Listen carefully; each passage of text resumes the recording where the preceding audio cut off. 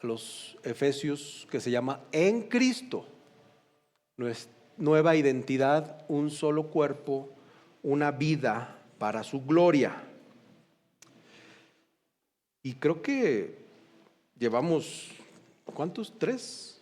Este es el cuarto.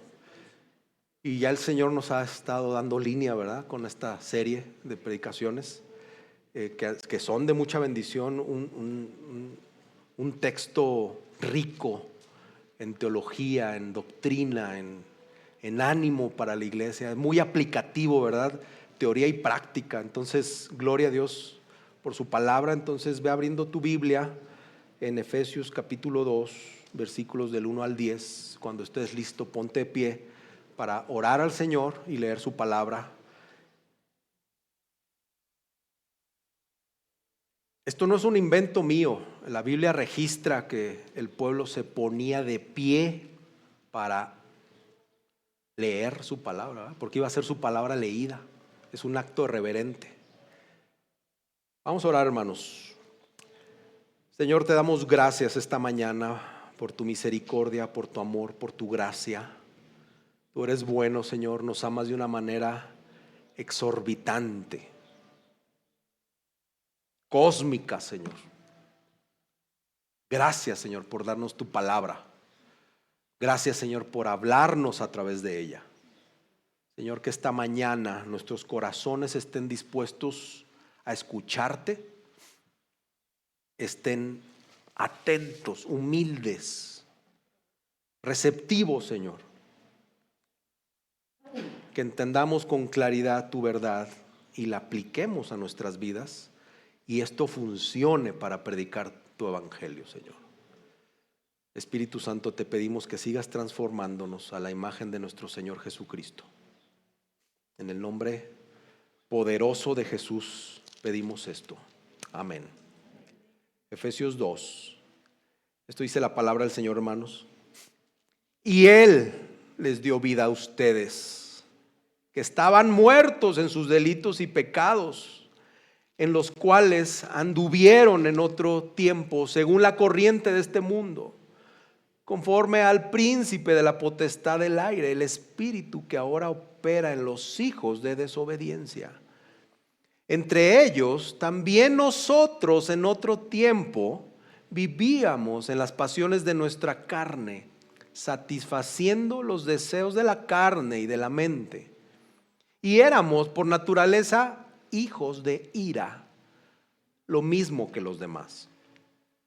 Pero Dios, que es rico en misericordia, por causa del gran amor con que nos amó, aún cuando estábamos muertos en nuestros delitos, nos dio vida juntamente con Cristo.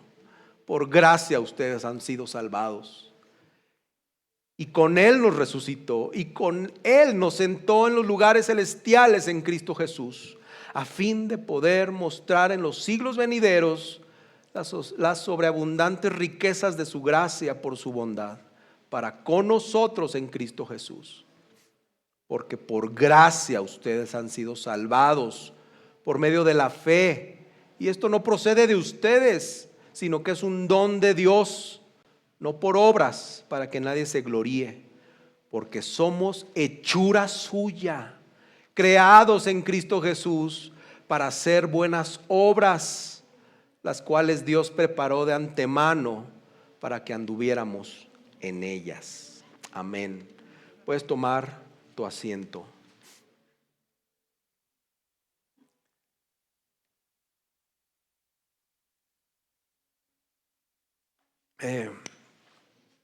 Gloria a Dios. Este es un pasaje que el pastor Daniel, que nos visita esta mañana, bienvenido Dani, y Anita, ¿dónde te vas? Ya te vi.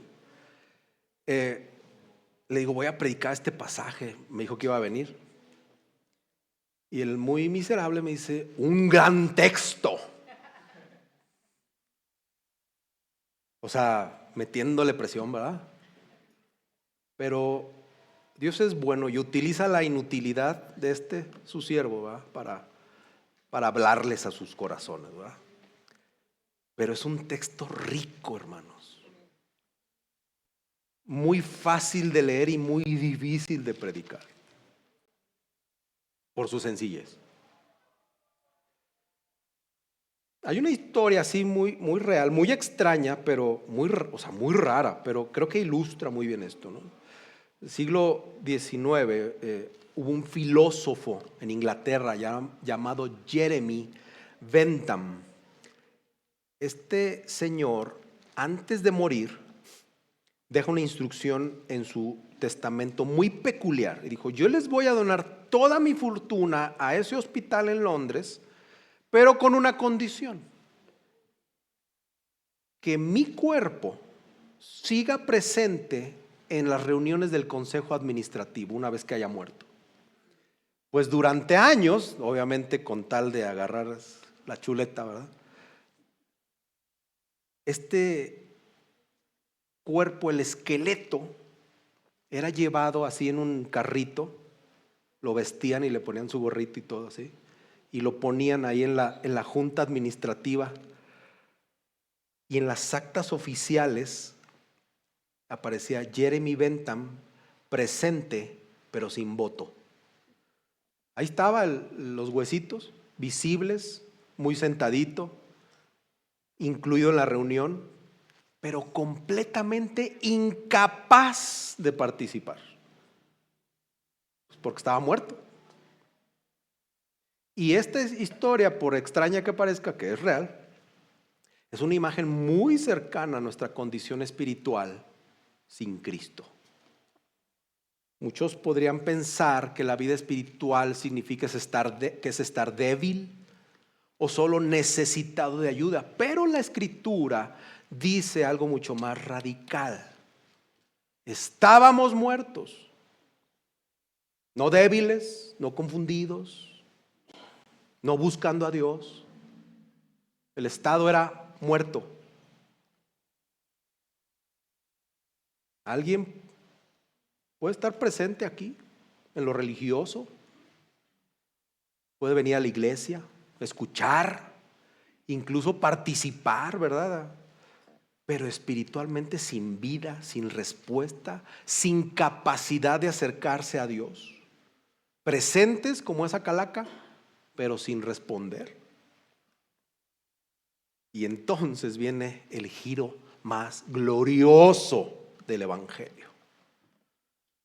A los papás no nos gustan que los hijos nos digan pero, ¿no? Pero este pero que aparece aquí, el versículo 4, pero Dios. ¿Sabes que esta es la manera más corta de abreviar el Evangelio? Pero Dios. Lo que nosotros no podíamos hacer, Dios lo hizo. Lo que estaba muerto, Dios lo vivifica. Lo que no responde, Dios lo despierta. De eso se trata este pasaje. Si recuerdas, al final del capítulo anterior, Pablo venía hablando del poder de Dios. Ese poder, el mismo poder que resucitó a Cristo entre los muertos. Y ahora estos versículos nos dicen que ese mismo poder es aplicado a nosotros. No solo Cristo fue levantado de la muerte, nosotros también. Saben que no le pongo títulos a los sermones, pero este sí le tuve que poner un título que se llama Salvos por gracia mediante la fe. Pero el argumento central que considero y del que quiero convencerles es ese: que estábamos muertos, pero Dios nos dio vida en Cristo por su gracia. Estábamos muertos, pero Dios nos dio vida en Cristo por su gracia. Y vamos a ver tres realidades muy gloriosas. ¿Quiénes éramos sin Cristo? ¿O quién eres sin Cristo? ¿Qué hizo Dios por nosotros o qué puede hacer Dios por ti? ¿Y en qué nos ha convertido ahora? Entonces, mientras vamos avanzando, ten algo en mente. Si hoy tú estás en Cristo, no es porque te despertaste a ti mismo, porque Dios te dio vida. Y lo primero, hermanos, que quiero tratar es que apartados de Cristo estábamos espiritualmente muertos. Versículos del 1 al 3. Antes de hablar de lo que Dios hizo, Pablo, pues como que quiere que entendamos quiénes éramos y comienza con este pasado precristiano. y da un diagnóstico letal, nada superficial, un diagnóstico devastador. Y ve cómo empieza el texto. Él dice, Él les dio vida a ustedes. Y luego nos dice de dónde nos sacó. Porque ustedes estaban muertos en sus delitos y pecados. ¿A quién se está dirigiendo? Pablo habla a los gentiles de Éfeso. Pero luego dice éramos, o sea, se incluye. Y luego dice los demás, ¿verdad? O sea, a todos los que vengan.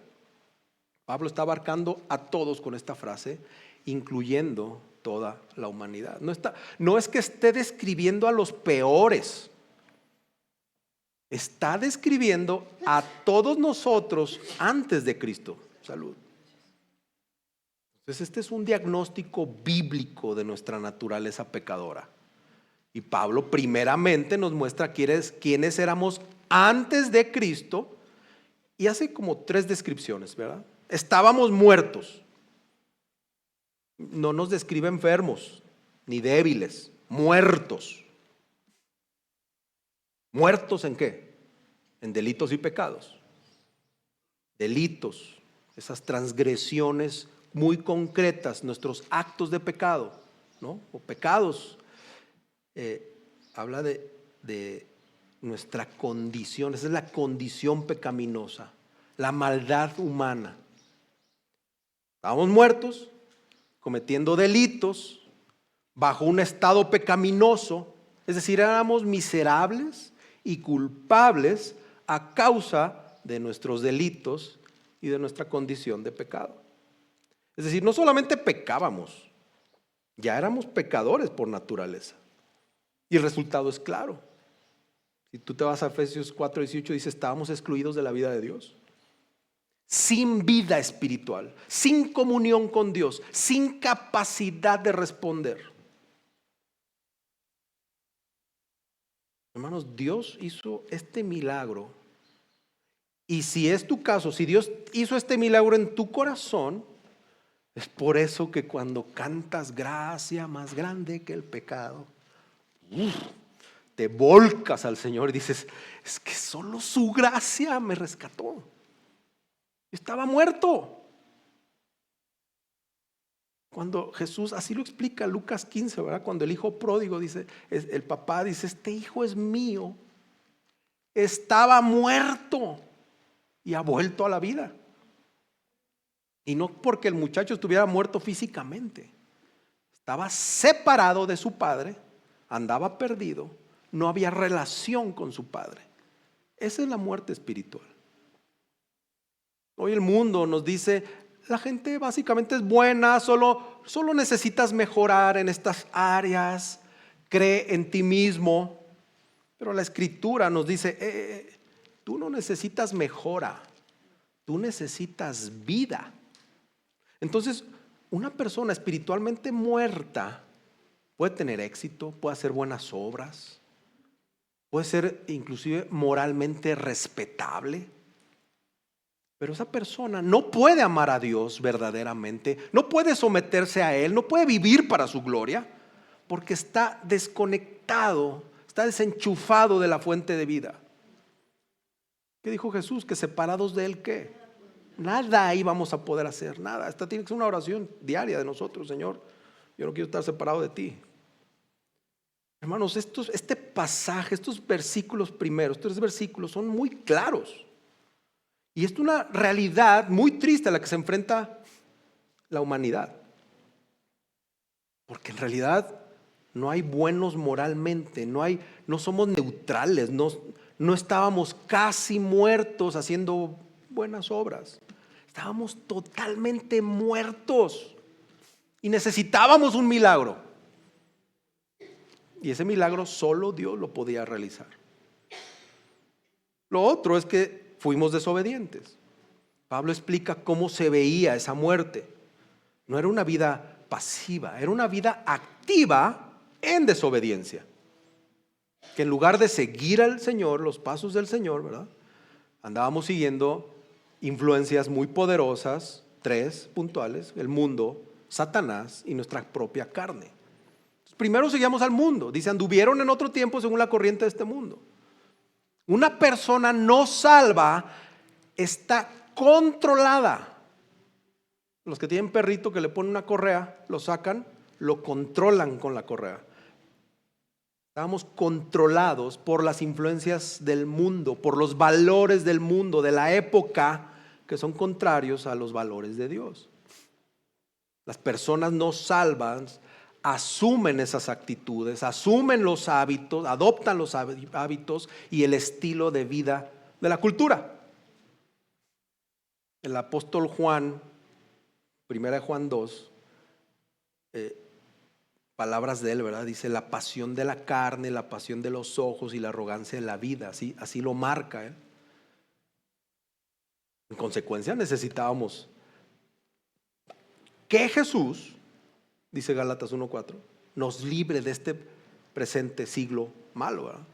¿Cómo se ve eso hoy? ¿Cómo es ese siglo malo hoy, verdad? Vivir para un éxito personal, andar justificando el pecado porque todos lo hacen, estar redefiniendo lo que para ellos es bueno o lo que para ellos es malo según la sociedad, según la cultura. Es decir, vamos con la corriente y no contra la corriente, viviendo conforme al mundo, a la cultura, adoptando valores, prioridades, formas de pensar, sin cuestionarnos si eso le agradaba o no a Dios. Y luego dice que seguíamos a Satanás. Dice, conforme al príncipe de la potestad del aire, el espíritu que ahora opera en los hijos de desobediencia. Entonces fuerte, ¿no? Pero a la vez es muy claro. Fíjate que en Efesios es donde más se habla de principados y poder que en cualquier otra carta del Nuevo Testamento. Y nos llama mucho la atención, o nos debería llamar la atención, o llama la atención, el poder que está detrás de estas cosas. Satanás. Una influencia espiritual real detrás del sistema de este mundo hoy, por muy inverosímil que te parezca. Esto no significa que todos estaban poseídos, ¿verdad? Pero sí que vivían bajo el dominio, un dominio que puede ser invisible, puede ser sutil, o también puede ser visible y muy directo. Es decir, el diablo pone la carnada y la gente pecadora la atrapa, la muerde, desobedeciendo a Dios. Es Satanás quien engaña, quien tienta, quien distorsiona la verdad. Y el hombre natural, el no salvo, responde a esa influencia. Y luego dice que seguíamos nuestra carne, ¿no? Vivíamos en las pasiones de nuestra carne. Esto ya no es algo externo, esto ya viene acá adentro.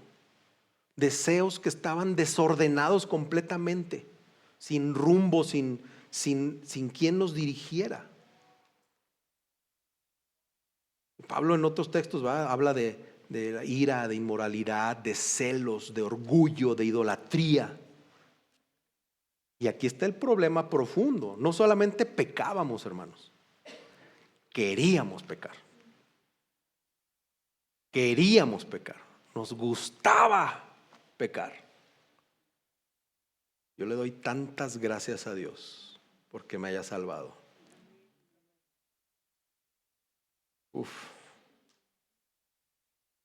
Romanos 8:8 dice o describe este resultado de este estilo de vida, ¿verdad? Los que estaban en la carne no pueden agradar a Dios. No hay manera. Por eso el cristiano no puede estar bailando 2 vals o con 2 morras, ¿verdad? No puede estar aquí o acá. No puede estar con un pie en lo frío y otro en lo caliente. No hay manera. El verdadero cristiano no puede hacer eso. No, es que Pablo se dejó llevar en estas, es muy poético. ¿A poco nuestra condición es tan mala? La verdad es que sí. Esta es la verdad absoluta. Aunque los humanos llevan la imagen de Dios y el pecado no ha destruido la imagen de Dios por completo, ¿verdad? Estamos radicalmente depravados y somos incapaces de llegar a Dios si no es a través de un nuevo nacimiento. No hay manera. Y nuestro comportamiento explica estas tres influencias, ¿verdad? El mundo, Satanás y la carne, jugando un papel pues muy fuerte en la condición pecaminosa del hombre. Aquí Pablo teológicamente está describiendo la doctrina de la depravación total. Todos los aspectos de nuestro ser. Híjole, no hay nadie que me pueda decir, no, pero es que yo, no, toditito, hay una incapacidad. No somos capaces de responder a Dios apartados de su gracia. Y el hecho es que no queríamos responder a Dios, ¿verdad? No había manera. Puedes ver ahora, bueno, espero, es mi anhelo, ¿verdad? Que después de esta descripción puedas ver un poquito del tamaño de la gracia de Dios. Todos están situados en sus pecados pasados ahorita, ¿verdad? Es mi anhelo, ¿verdad? Que estés ahorita bien clavadote diciendo, hijo, y se te acaban los dedos, te presto unos. Puedes ver el tamaño de la gracia. Todos de aquí hasta acá, pasando por aquí, estamos ahí, embarrados en pecados. Y su gracia, hermanos, estábamos condenados.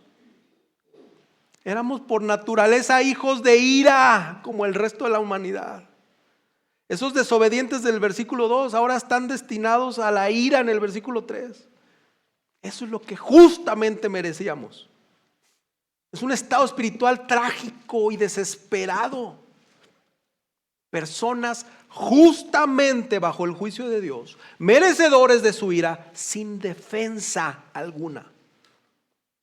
Hermanos, Dios es santo. Dios no va a barrer el pecado abajo del tapete. Muchos piensan que Dios en el Antiguo Testamento era un Dios de ira y que ahora en el Nuevo Testamento es amigo de todos. Y no es así. Lo que hay ahorita es un periodo de paciencia de parte de Dios. La puerta a la misericordia está abierta de par en par y podemos entrar gracias a su gracia y podemos ser salvados. Pero al final la ira de Dios, que es justa y que es definitiva, va a ser peor que cualquier cosa del Antiguo Testamento. Palabras de Hebreos 10:31. Y esta dice la versión, la Nueva Traducción Viviente. Estas palabras deberían humillarnos. Dice, es algo aterrador caer en las manos del Dios vivo. Dios va a actuar de manera justa. No es una venganza injusta o un arrebato de ira. El Señor va a castigar el pecado y a los pecadores con justicia. Y la razón por la que esto es tan importante, hermanos, es que si tú minimizas tu pecado, vas a minimizar la gracia. Pero cuando entendemos la profundidad de nuestra condición, entonces nuestra salvación, hermanos, se vuelve gloriosa. Por favor, consideren esto con mucha seriedad. Así eras tú, así éramos todos. Muertos, desobedientes, condenados. ¿No éramos mejores? ¿O no estábamos en proceso de una bola de muertos? Como ese valle donde Ezequiel fue puesto, ¿verdad? Esa imagen la imprimí, la tengo ahí, mi cabecera. De ahí me rescató el Señor. De ahí nos rescató el Señor. Y si alguien todavía no está en Cristo, eso no es solo tu historia pasada, esa es tu condición presente.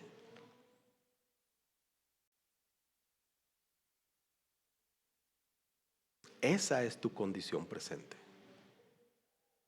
A la buena noticia para el cristiano es que la ira de Dios no fue derramada sobre nosotros.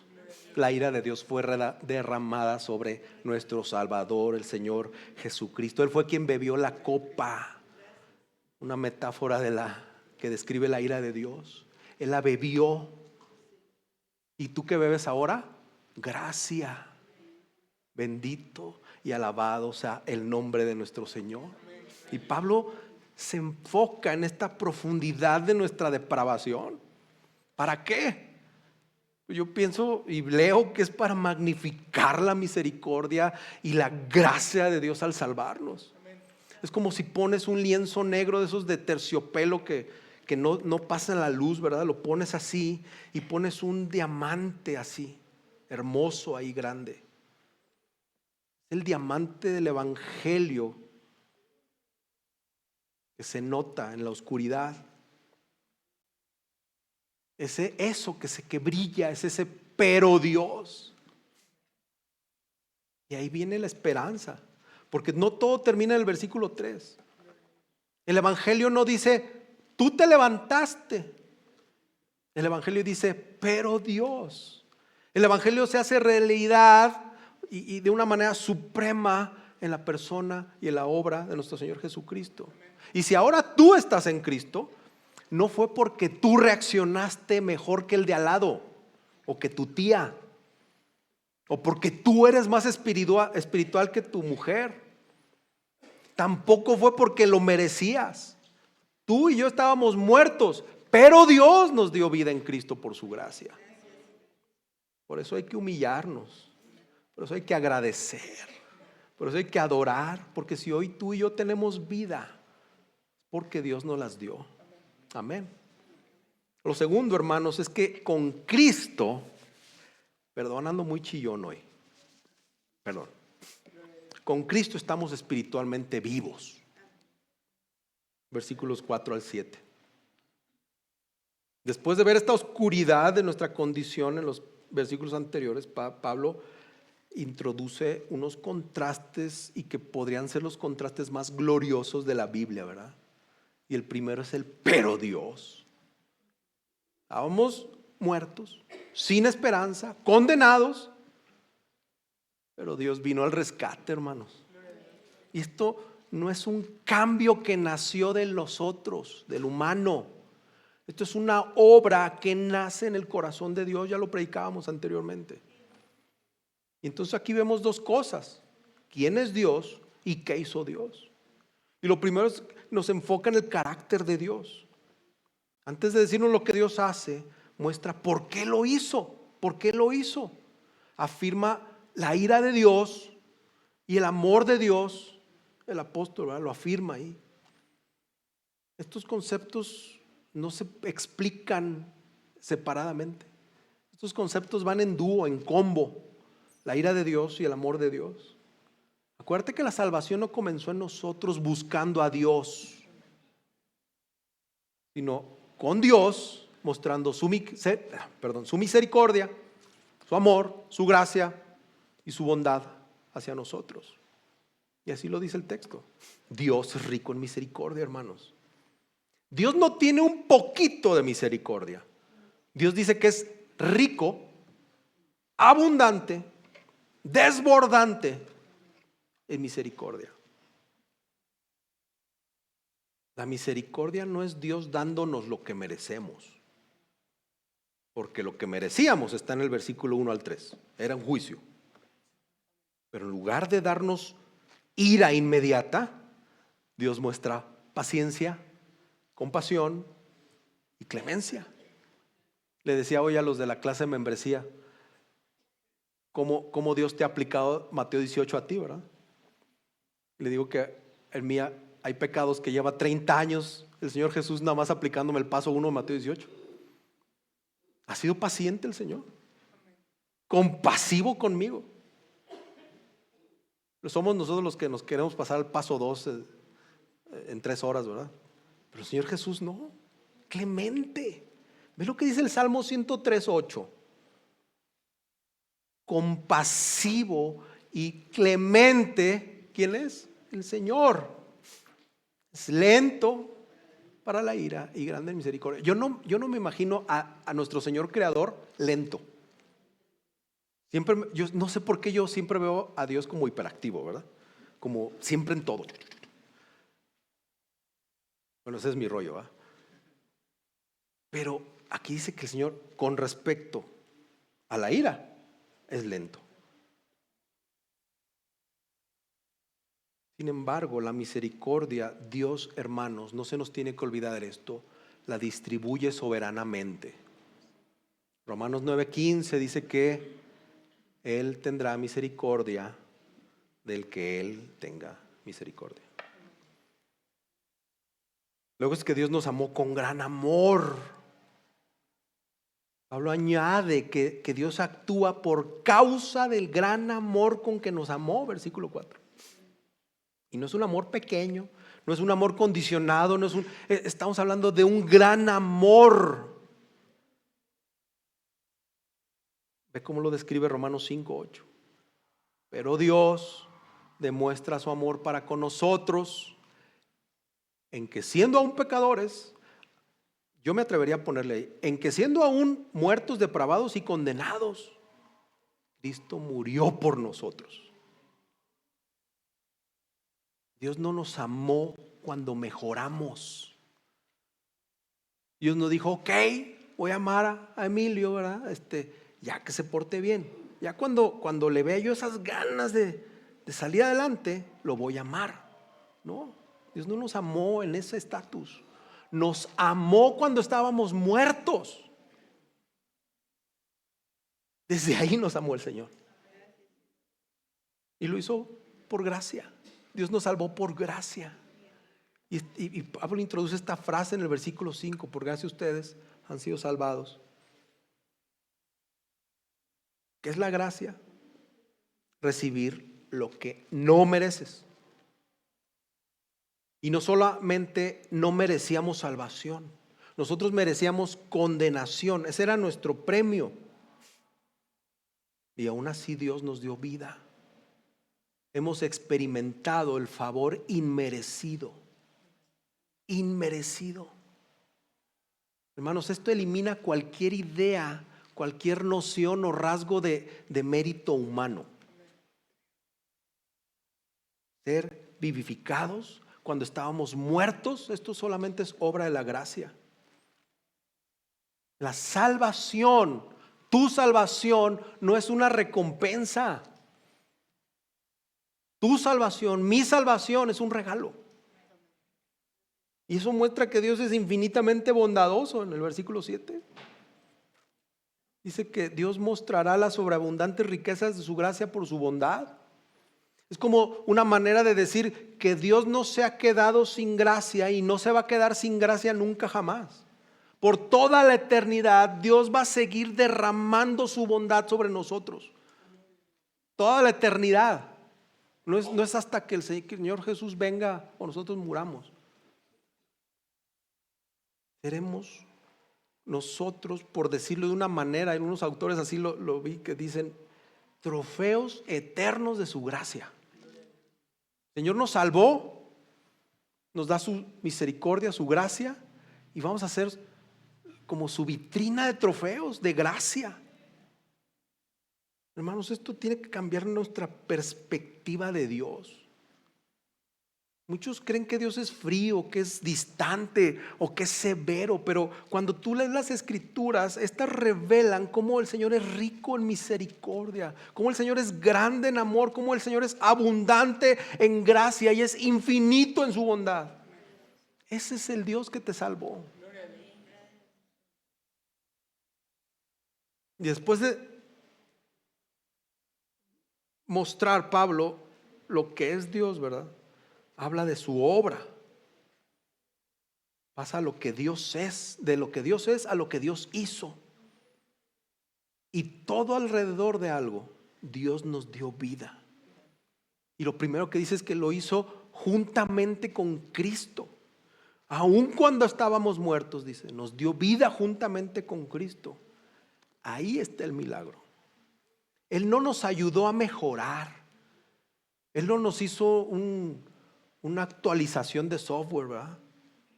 No, el Señor no nos dio una segunda oportunidad. El Señor nos dio vida. ¿Te acuerdas de Lázaro? Jesús llamó a Lázaro, ¡sal fuera! ¿Verdad? Hizo exactamente lo mismo con nosotros. Gabriel, sal fuera. Daniel, sal fuera. Eso es lo que hizo. Eso es maravilloso, hermanos. Maravilloso. Estábamos muertos como Lázaro. Y hoy nos levantamos, nos regocijamos, porque su gracia nos dio vida. Y esa voz que da vida hoy es el evangelio de Cristo crucificado y resucitado. Los teólogos lo llaman el llamado exterior, ¿verdad? Que llega a través del mundo con la proclamación del evangelio. Y hay un llamado interior, que es el Espíritu Santo, el que realiza eso en nuestros corazones. Los cristianos hemos sentido ese llamado interior, ¿verdad? Gálatas 1:6 habla de eso. Y esta es la doctrina de la regeneración. El cristianismo no consiste en convertirse en una persona más agradable, ni en comenzar una nueva rutina. Se trata de convertirse en una persona nueva. Eso es lo que hace el Señor con nosotros, lo que hace el Señor al regenerarnos. ¿Te acuerdas de Nicodemo? Hombre religioso. Viene y le hace a Jesús unas preguntas así bien espirituales, bien profundas. Él tenía mucho conocimiento,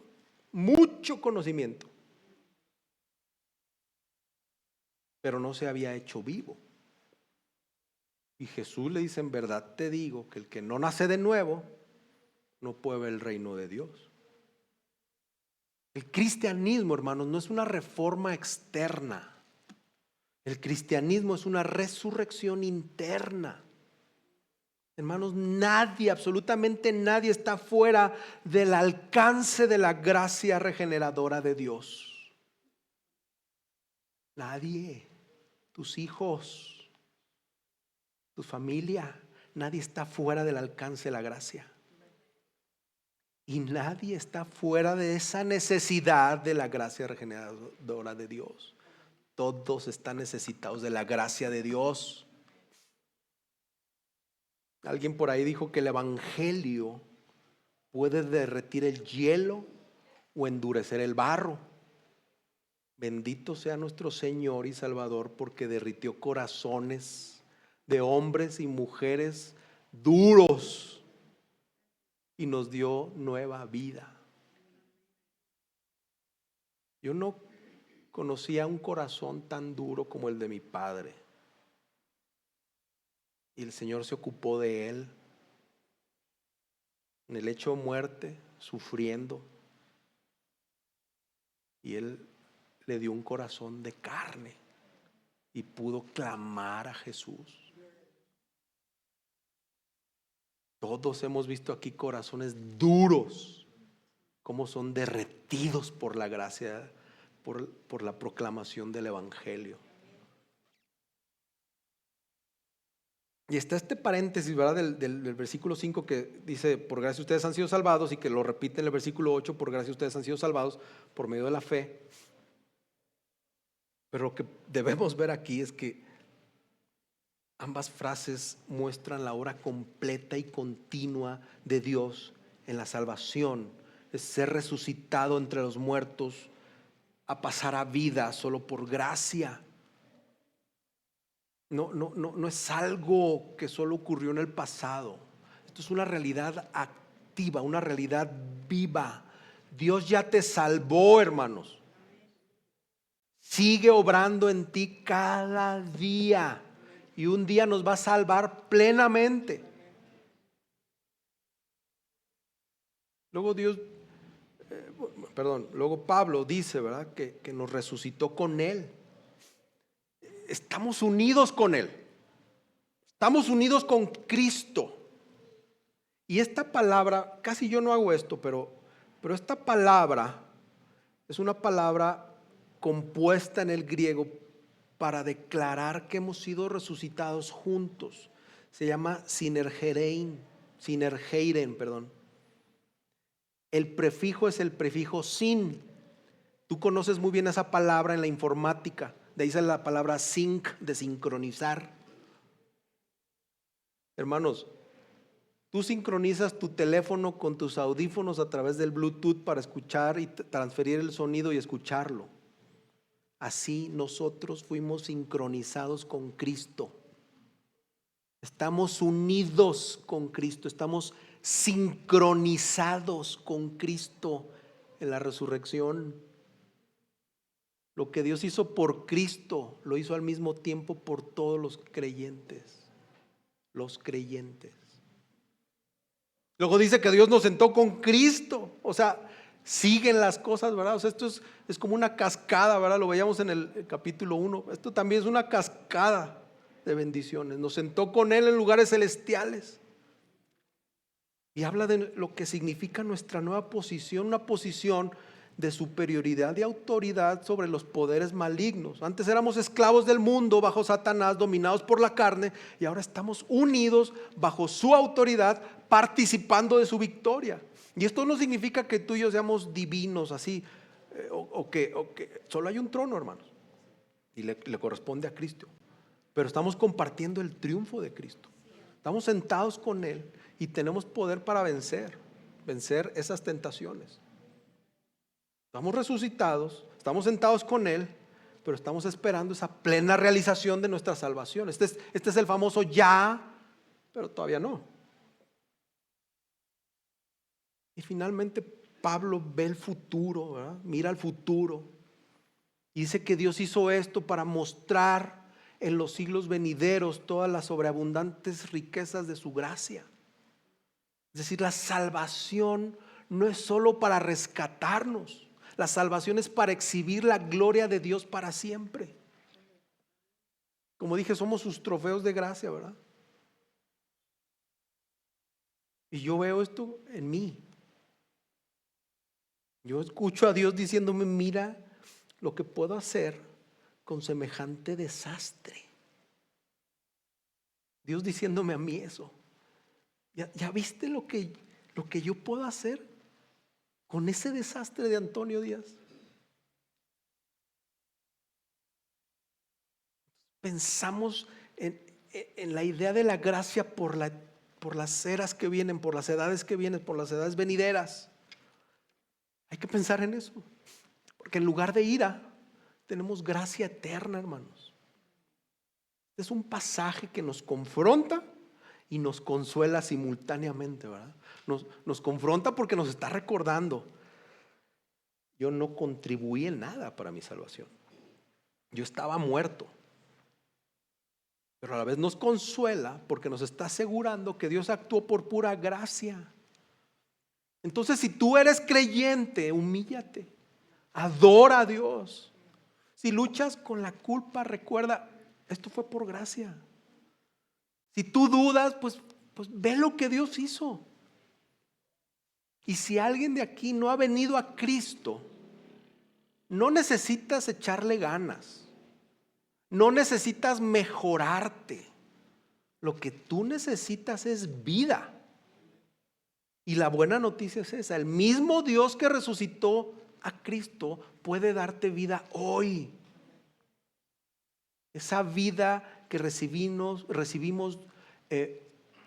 no fue sin costo, tuvo un costo.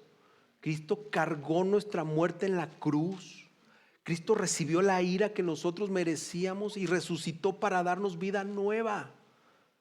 Esta es una oportunidad que tienes tú, si no estás en Cristo, que escuches estas palabras y te rindas ahora mismo al Señor Jesús. Ríndete y dile: Señor, no puedo más. Necesito que me des vida porque estoy hueco, estoy muerto, no siento nada. Pero te quiero confesar. Es el mensaje central del pasaje, hermanos. Estábamos muertos, pero Dios nos dio vida en Cristo por su gracia. Y lo tercero, hermanos, es que en Cristo somos la obra de Dios. Después de mostrarnos lo que éramos, muertos, y lo que Dios hizo, darnos vida, ahora Pablo pues responde una pregunta crucial: ¿cómo ocurre esta salvación y qué produce en nosotros? Y entonces entramos en uno de los temas más importantes del evangelio, hermanos: la relación entre la gracia, la fe y las obras. Y lo primero es que la salvación es un regalo. Pablo declara uno de los textos más claros, se podría decir, de la Escritura. Dice, porque por gracia ustedes han sido salvados por medio de la fe. Y esto no procede de ustedes, sino que es un don de Dios, no por obras, para que nadie se gloríe. Hermanos, la salvación es por gracia, es por gracia. Y lo enfatiza, ¿verdad? Por gracia ustedes han sido salvados. Y esto conecta con todo lo anterior. Estábamos muertos, no podíamos salvarnos. Estábamos esclavizados, no podíamos liberarnos. Estábamos condenados y no podíamos justificarnos. Por eso la salvación tenía que ser por gracia.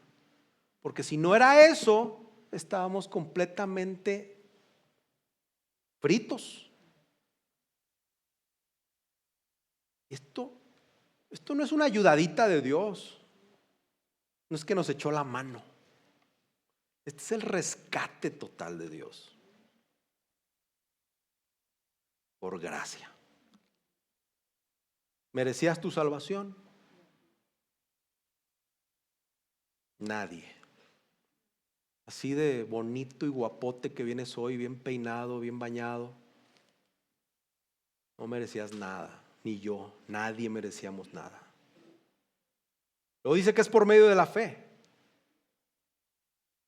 La fe es el medio, es el instrumento. La fe es la mano que extiende o que se extiende para recibir el regalo. Confiar en Cristo, es depender de Cristo, es aferrarse a Cristo. Por eso es muy importante entender que la fe no es una obra meritoria.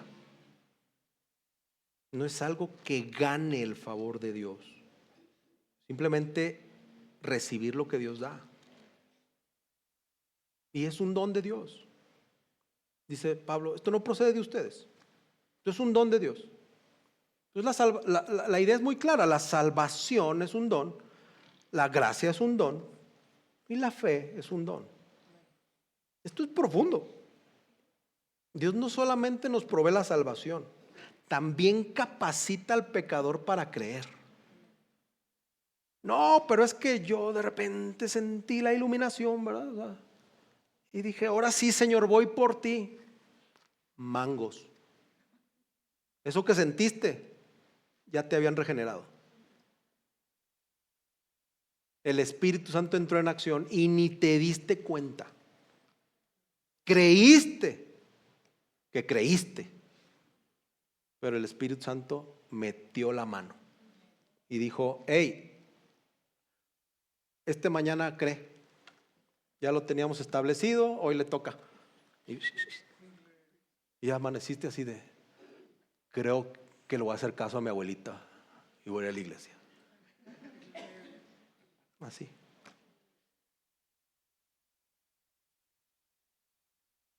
Él nos capacita para creer. ¿Ve lo que dice Hechos 13:48? Por si no me crees. Hechos 13:48, que es letal. Oyendo esto, los gentiles se regocijaban y glorificaban la palabra del Señor.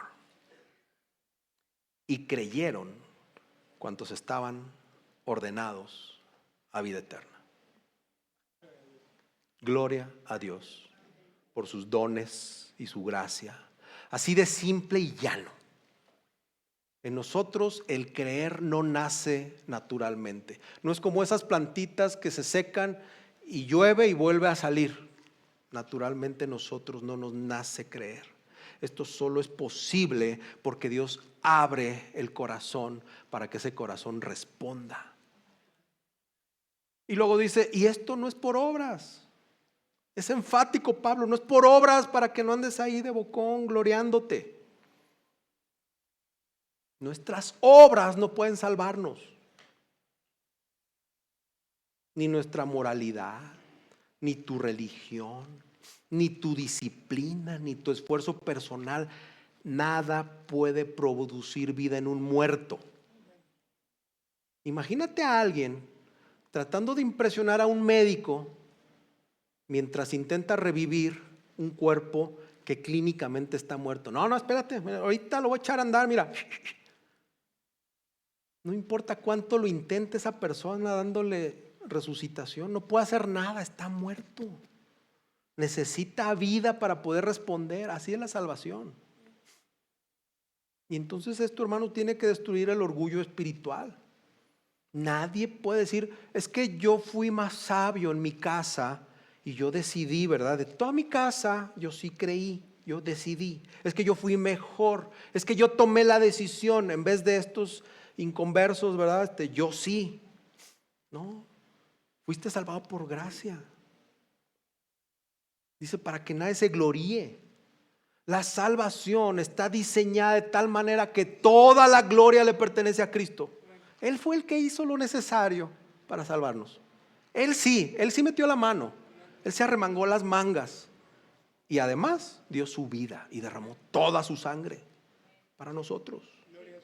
Entonces, hermanos, esto lo que tiene que producir en nosotros es humildad. Humildad porque no lo merecíamos.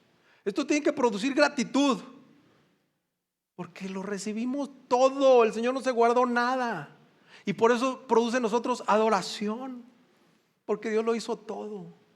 No importa, como lo he dicho 200 veces, ¿verdad? Si el canto, no, otra vez ese hombre, no, ¿cómo crees? Pues, yo venía hoy a cantar esas de Gracia Soberana y me ponen una de no sé qué. La que pongan. Nosotros estamos volcados en adoración por lo que Dios hizo en nosotros. No por lo que Andrés me dijo que cantáramos, que mira, que súbele un tono. No, ¿eso qué? Ay, Señor, yo no veo la hora de que vuelva a ser domingo, hermanos. De estar con ustedes y que me ayuden a ese desánimo con el que lucho, ¿verdad? Y verlos como ustedes levantan sus manos. Hoy aplaudimos bien sincronizaditos todos y eso anima porque nos estamos volcando en adoración, en gratitud, en humildad. Por eso unos se hincan y derraman sus lágrimas. Señor, yo no merecía esto. Yo no merecía esto. Y tú me salvaste. Ve la basura que soy. O sea, mis hermanos más inteligentes, tenía una hermana que era abanderada y no sé qué y todo. Y a mí me salvaste. La oveja negra, la más fea, sucia. Hermanos, el único nombre que debe ser exaltado en la salvación, dice Jesucristo. Y a Él nos volcamos. Y luego Pablo hace una aclaración que es muy importante, ¿verdad? Que dice que las obras no salvan. Dice, a ver, somos hechura suya, creados en Cristo Jesús para hacer buenas obras. Somos la obra de Dios. ¿Alguien ha ido a la costurera? Allá en Obregón se usaba mucho. Voy a la costurera. Y luego la señora le decía, y ya tiene la hechura, ¿verdad? Sí, ya tiene la hechura. Una palabra que implica una obra de arte. Es una creación, una hechura. Dios no solo nos salvó, hermanos, esto es impresionante. Dios nos está formando. Somos su obra maestra. Así como la creación muestra el poder del Señor, la salvación muestra su gracia. Es como ese artista, ¿verdad? Que toma algo que está arruinado y lo convierte en una obra hermosa. Entonces, cuando la gente ve esa obra hermosa, no dice, mira, usó basura. No, la gente no admira el material, admira al artista que de esa basura hizo una obra de arte. Así es nuestra vida. Somos una obra de arte, pero que nosotros no merecemos esa adoración. Es al artista. Y fuimos creados para buenas obras. Dice Pablo, creados en Cristo Jesús para hacer buenas obras. Y ahí está el orden correcto. No somos salvos por obras, somos salvos para hacer obras. Las obras no son la raíz de la salvación. Las obras son el fruto de la salvación. Ve lo que dice Jesús en Juan 15:8. En esto es glorificado mi Padre. ¿En qué? en que den mucho fruto. Y esas obras, hermanos, Dios dice, las cuales Dios preparó de antemano para que anduviéramos en ellas. Lo que significa que Dios no solamente planeó salvarte, sino también planeó cómo vas a vivir después. Hay un propósito en tu vida. Esta frase está muy abusada, ¿verdad? No, es que Dios tiene un propósito en tu vida. Pues claro, ahí está. Yo leí Efesios y ahí dice. Hermanos, esto es un cambio radical en la vida del cristiano. Dice que antes anduvimos, ¿verdad?, según el mundo, y luego ahora para que anduviéramos en buenas obras. Antes caminábamos en pecado y ahora tenemos que caminar en obediencia. Y esto nos tiene que confrontar con una pregunta que tendría que ser muy seria. Si alguien dice que ha sido salvo, pero su vida no muestra fruto, es algo que se tiene que examinar con mucha seriedad. ¿Realmente recibiste vida? Porque esto va junto con pegado. Salvación y fruto y obras. O sea, van pegaditas. No, es que todavía no llego a ese nivel. No hay forma. Porque donde hay vida, hay evidencia. Hermanos, este pasaje nos tiene que llevar al corazón del evangelio. No somos salvos por obras. ¿Sabes qué? Eso nos pone en otro plano.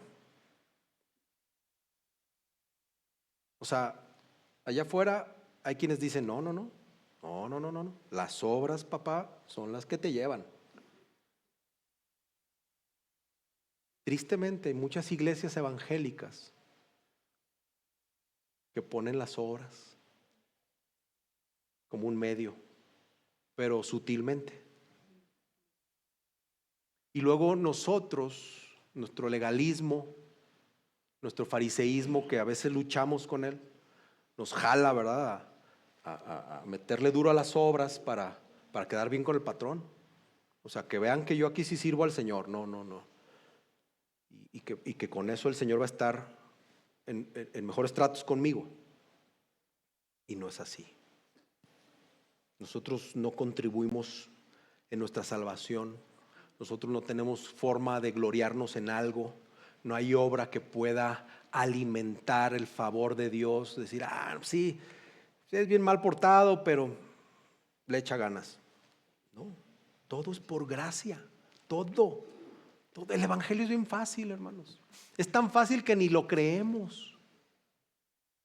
No hay nada que puedas contribuir, no hay nada que puedas hacer. Es gratis. Oye, pero nada más tengo que pedir perdón. Nada más tienes que pedir perdón de corazón. Híncate y dile, Señor, perdóname mis pecados. Te confieso como mi Rey Salvador. Y va, que lo creas de corazón. Y es así. No, pero es que a mí me enseñaron que pues tengo que ir a bailar a Chalma, o tengo que ir a la villa, o tengo que ir a los hospicios, a limpiar, a adoptar un perrito. Gracia, gratis, inmerecido, fácil acceso. La obra la hizo Jesús, tú no haces nada. Por eso la gracia no nos deja igual.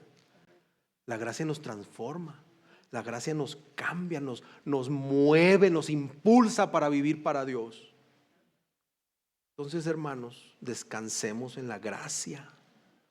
Descansemos en la gracia por la que hemos sido salvados. No tienes que ganártela. Cuando pecas y quieres ir al trono de la gracia, que se describe, ¿verdad?, en Hebreos, no tienes que venir limpio. No tienes que venir ya preperdonado, preconfesado. No tienes que hacer nada. No hay quien sea el intermediario. Solo es ir al trono de la gracia. Entonces hay que humillarnos ante la gracia del Señor, porque no la merecíamos. Y entonces tenemos que caminar en obediencia, porque justo para eso fuimos creados. Y recuerden esto, hermanos, siempre. Estábamos muertos. Estábamos muertos como ese esqueleto de este señor millonario. Pero Dios nos dio vida en Cristo por su gracia. Vamos a orar. Señor Dios, Padre Santo, Dios de toda misericordia, estamos delante de ti.